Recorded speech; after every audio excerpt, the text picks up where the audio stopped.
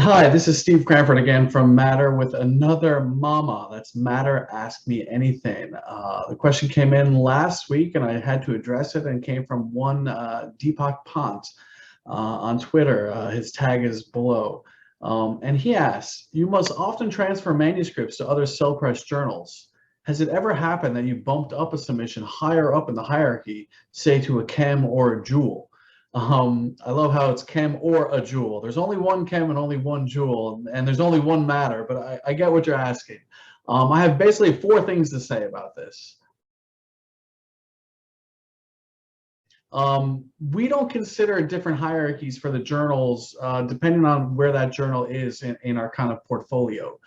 So Chem, Joule, and Matter are considered the same tier in terms of the quality of papers we're looking for. They differ in their scope, essentially. So obviously Joule is looking for more energy first papers, Chem is looking for the chemistry, and we cover the material science. A lot of papers bridge one or more of those fields, so there's a lot of interaction between the journals. Now, based on the name of the game, some of those journals have higher impact factors. Matter is the newest of the bunch, so we're still growing and only have a partial impact factor. So definitely authors perceive the journals as having a hierarchy in terms of which one is higher impact, for better or for worse. But the question also kind of considers not just Chem, Joule, and Matter, which we consider on the same tier, but say our open access offerings, such as Cell Reports Physical Science and iScience. So maybe you submitted to one of those, and would that happen to be considered for upward transfer to a different tier or higher impact? So the question is definitely valid and something we consider all the time at Cell Press. That we actually have a lot of interaction between the journals. So when you're submitting the Matter, we do read it, obviously Matter first. It was submitted to us, and we assume the authors wanted some consideration. Depending on the scope, we will connect with the other editors at Joule or Chem and get their opinion. So far, I can't remember any particular examples of where the other journal would want the papers we would discuss and initiate that transfer, at least not from Matter going out to Chem or Joule. But for sure, we get their opinion and see if it's within scope. So you're kind of considered amongst all the journals anyways. There has been instances, obviously, of Joule sending stuff down to Matter, but we consider those still high quality. It's just it wasn't an energy first. It was more like of a materials first type paper, where the conceptual novelty was more materials development than something that was, you know, pushing energy forward. And the same thing happens between Chem and Matter.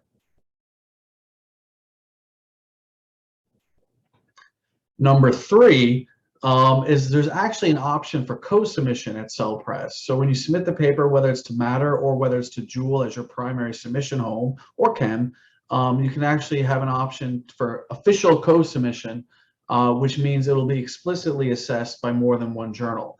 So we get a lot of those, probably not too many, maybe 10%, which is still a significant number that come in that are co-subs from Chem and Matter, maybe Joule and Matter, or Matter and Chem or something. And when that happens, that basically triggers a full assessment. We don't just connect with the other editorial team, it gets assigned to the other editorial team as a full submission. So then if both journals want it, you basically get an offer which journal you want to go to. And if neither journal wants it, whichever is kind of you submitted as your primary journal, you'll get a transfer or rejection letter from them. So obviously, as we grow, these kind of opportunities for co-submissions for different titles are kind of interesting, and we'll have to see what happens there. And number four is this is something we've always recognized, that we don't necessarily consider the papers in terms of hierarchy and what's going to garner the most citations, but we just want to find the right home for each individual paper. Some are more cutting edge, leading edge, or others. Some are fairly incremental, but do have some valid points that we want to see published.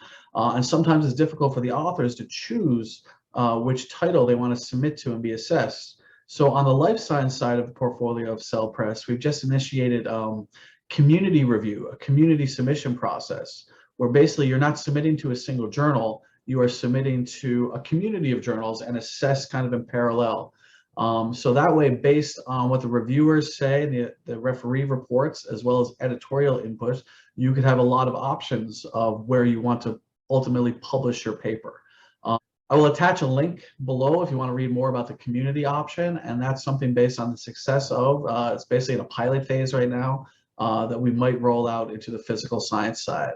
So it's always a difficult choice choosing which journal you want to submit to. Again, we like to find the best homes for the journals for the topic and the papers, but just know that we do discuss with each other, and if you're ever interested in submitting to Matter, but hey, you want to see if Joule is interested or Chem is interested or Cell Reports Physical Science or iScience, put it in the cover letter. We will reach out to that editorial team, and the best thing is finding the best home for your paper. So great question, and thanks for asking.